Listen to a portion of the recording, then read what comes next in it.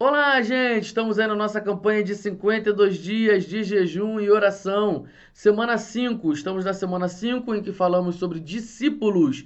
E hoje já é o dia 34 da nossa campanha, dia 34 da nossa campanha. E o título de hoje é O Discípulo Fiel. O discípulo fiel. O texto bíblico está em 2 Timóteo, capítulo 2, do 1 ao 4. Nós vamos ler agora.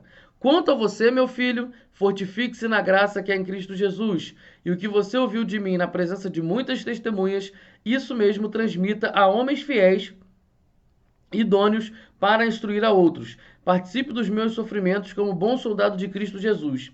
Nenhum soldado em serviço se envolve em negócios desta vida, porque o seu objetivo é agradar aquele que o recrutou. Então nós estamos com esse texto com várias camadas. Vamos começar do começo. Quanto a você, meu filho, fortifique-se na graça do Senhor Jesus. Graça é o favor que a gente não merece. Nós não merecemos, não temos mérito nenhum, mas o Senhor derrama esse favor sobre nós. E o discípulo fiel, ele se fortifica na graça de Jesus Cristo. Quando é que eu me torno discípulo de Jesus? Quando nós abrimos o nosso coração para recebê-lo e reconhecê-lo como único e suficiente Salvador de nossas vidas. Nós passamos a ser filhos de Deus e passamos a seguir Jesus Cristo.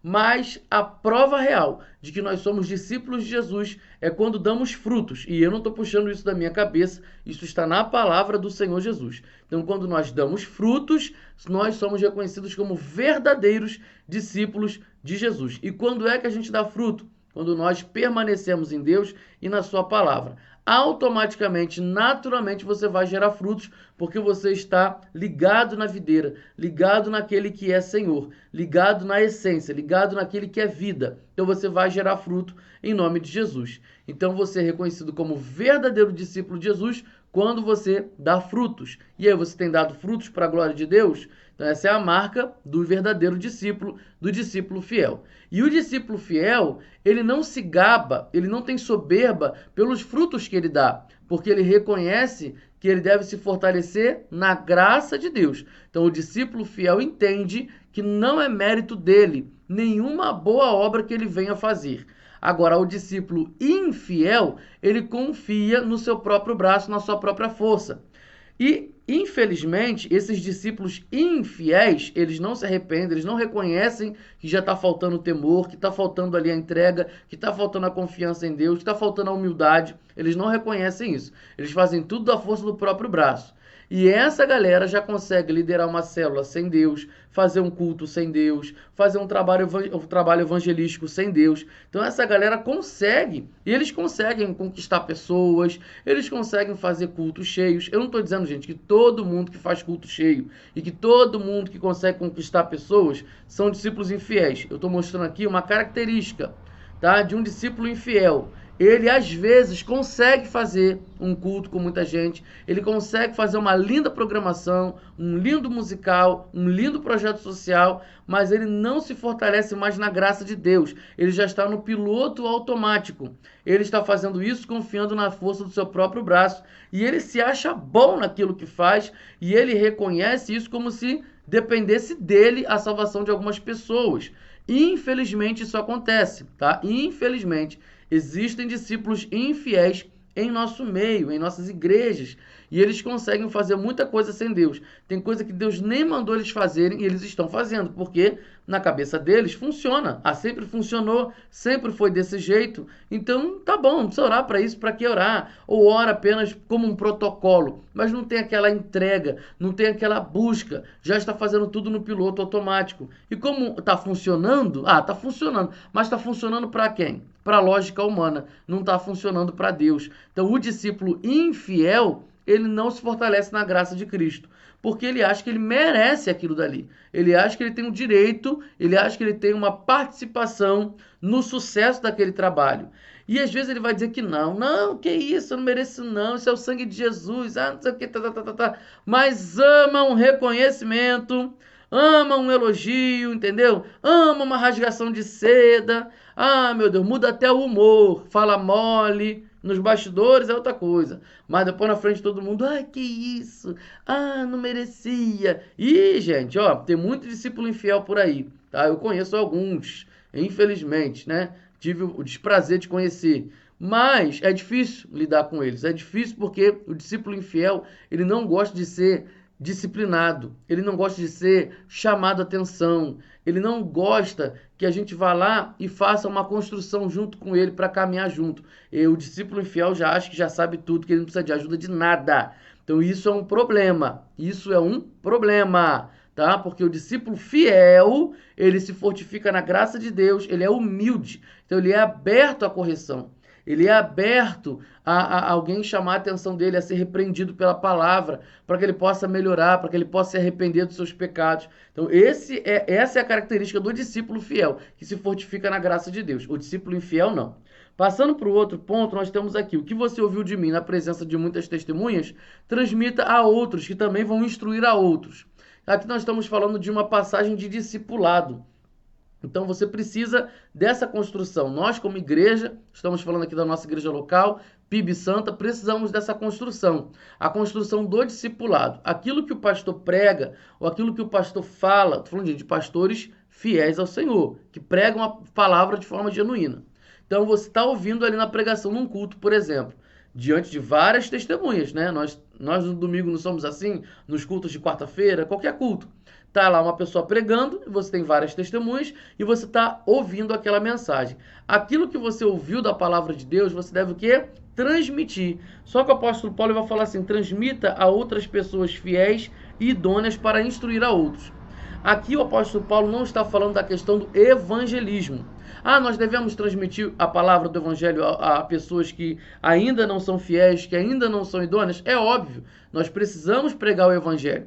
E como que a gente prega o evangelho? Com acesso. Então nós temos acesso, nós damos acesso a essas pessoas. É o que Jesus fazia. Ele dava acesso às pessoas com uma cura, multiplicação de pães e peixes, com algum ato de bondade, ato de misericórdia. As pessoas vinham até ele e ali ele tinha oportunidade de pregar o evangelho para elas. É o que a nossa igreja faz, nós damos acesso. É um projeto de ação social, é um ato de bondade ou de misericórdia, é uma programação para crianças, ou o que a gente faz no carnaval também, que é abrir a nossa igreja para que as pessoas possam usar banheiro e água. Nem todo mundo que está entrando ali na igreja vai se converter, mas nós estamos dando o acesso. Então tem pessoas que, nesse período, muitas delas nos pararam, pediram oração, se reconciliaram com Deus, choraram, né, entendendo que estavam erradas diante do Senhor, pedindo perdão. Então nós tivemos várias experiências ali no nosso projeto de impacto de evangelismo no carnaval. Então nós damos acesso e muitas pessoas só entraram, usavam o banheiro e saíam, normal. Isso vai acontecer. Muita gente só queria o pão e peixe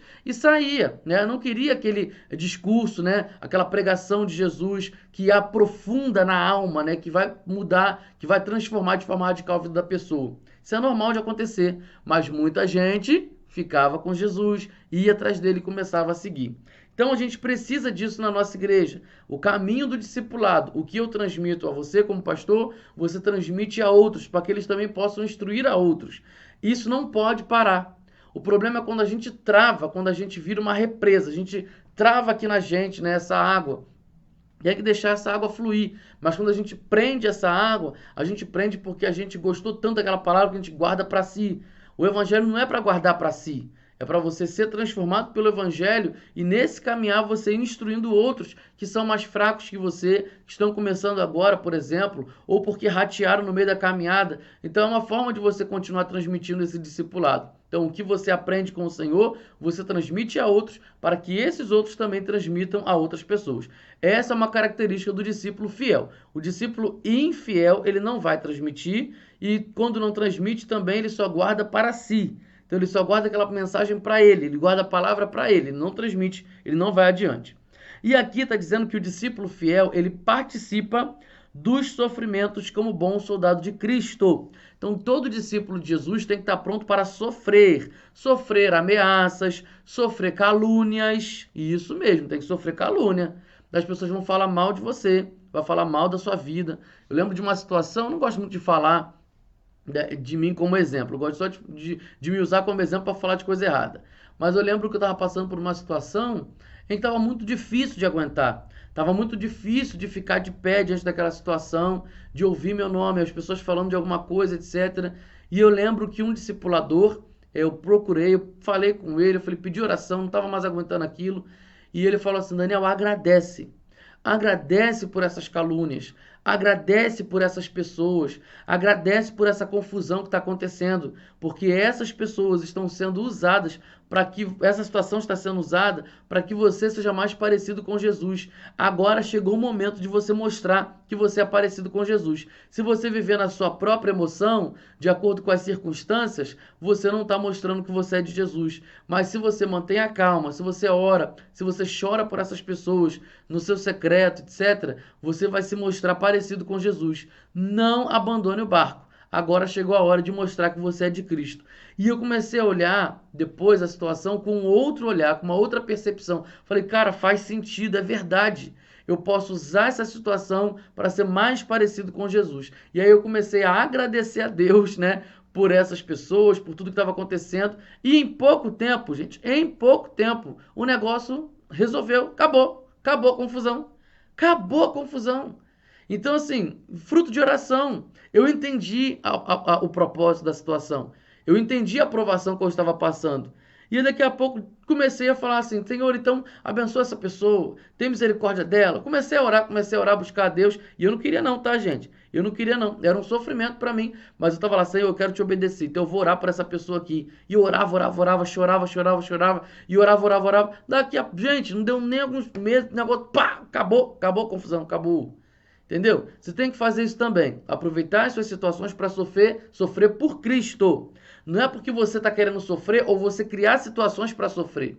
São situações que o Senhor vai trazer para você sofrer. Que isso, pastor? Deus vai me trazer sofrimento? Se for necessário Deus te esmagar para que você seja parecido com Cristo, Ele vai permitir situações de esmagamento para que você seja parecido com Jesus. Deus é Deus, Ele não está numa caixinha, tá? Ah, mas eu pensava que Deus é amor. Deus continua sendo amor, porque Ele está insistindo para que você tenha o caráter de Cristo, é porque Ele te ama, tá? Então não tem esse negócio de, Deus é amor, vou passar a mão na minha cabeça. Não vai passar, não. Ele vai te esmagar para que tudo que é teu caia por terra, para ficar só aquilo que é caráter de Cristo. Então permita-se sofrer pelo Senhor Jesus.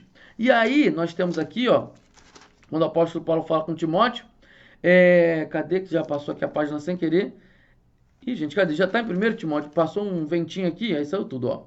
Nenhum soldado em serviço se envolve em negócios dessa vida, porque o seu objetivo é agradar aquele que o recrutou.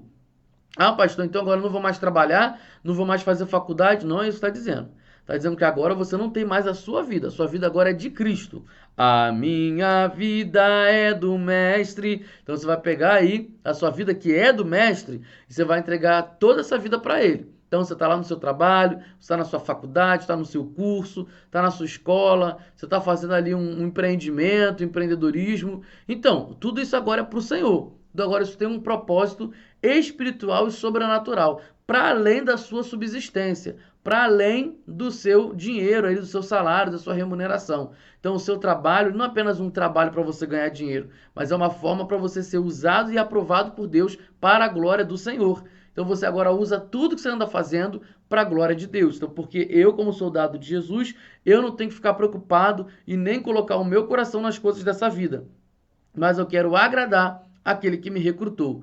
Então você precisa agradar o Senhor, porque foi Ele que te escolheu para você viver essa vida com Ele. Foi Ele que te chamou, foi Ele que te convidou. Ah, pastor, fui eu que levantei a mão lá. Beleza, mas foi o Senhor primeiro que chegou em você. Foi o Senhor primeiro que chegou te convidando. Foi o Senhor primeiro que chegou te convencendo do pecado, da justiça e do juízo. Você não se converteu porque você quis. Foi porque o Senhor te chamou e você obedeceu aquela voz. Você levantou, você decidiu porque Ele chegou primeiro, porque Ele te chamou primeiro.